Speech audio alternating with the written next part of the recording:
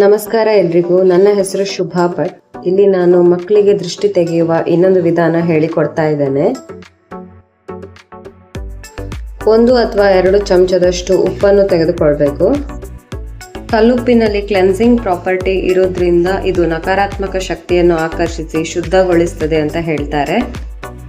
ಇದಕ್ಕೆ 1 ಚಮಚ ಆಗುವಷ್ಟು ಸಾಸಿವೆಯನ್ನು ಸೇರಿಸಿ, ಸಾಸಿವೆಯಲ್ಲಿ ರಾಜಸ ಮತ್ತು ತಾಮಸ ಶಕ್ತಿಯನ್ನು ಆಕರ್ಷಿಸಿ ಅದನ್ನು ನಾಶ ಮಾಡುವಂಥ ಶಕ್ತಿ ಉಂಟಂತ ಹೇಳ್ತಾರೆ. ಇದಕ್ಕೆ 4-5 ಮೆಣಸಿನ ತೊಟ್ಟು ಮತ್ತು ಸ್ವಲ್ಪ ಬೆಳ್ಳುಳ್ಳಿ ಸಿಪ್ಪೆ ಅಥವಾ ನೀರುಳ್ಳಿ ಸಿಪ್ಪೆ ಹಾಕ್ಕೊಳ್ಬೋದು. ನಾನು ದೃಷ್ಟಿ ತೆಗೀಲಿಕ್ಕೆ ಈ ವಿಡಿಯೋದಲ್ಲಿ ಕಾಣ್ತಾ ಇರುವಂಥ ಕಬ್ಬಿಣದ ಒಗ್ಗರಣೆ ಸೌಟನ್ನು ಉಪಯೋಗಿಸ್ತೇನೆ.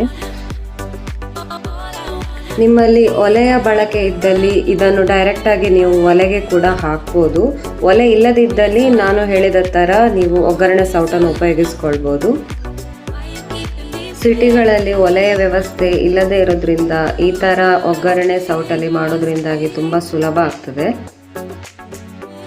ಮೀಡಿಯಮ್ ಅಥವಾ ಹೈ ಫ್ಲೇಮ್ನಲ್ಲೇ ಇದನ್ನು ಇಡಿ. ತೆಂಗಿನಕಾಯಿ ಚಿಪ್ಪಿನಲ್ಲಿ ಇದನ್ನು ಮಾಡೋದ್ರಿಂದ ಅಲ್ಲಿ ಇಲ್ಲಿ ಇದು ರಟ್ಟುವುದಿಲ್ಲ ಮತ್ತು ನೀಟಾಗಿರ್ತದೆ.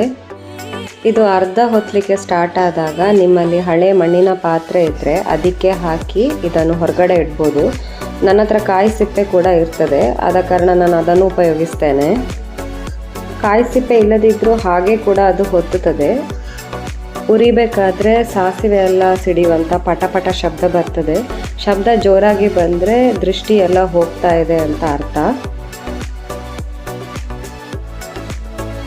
ಎಲ್ಲ ಹುರಿದು ತಣ್ಣಗಾಗುವವರೆಗೆ ವೆಯ್ಟ್ ಮಾಡಿ.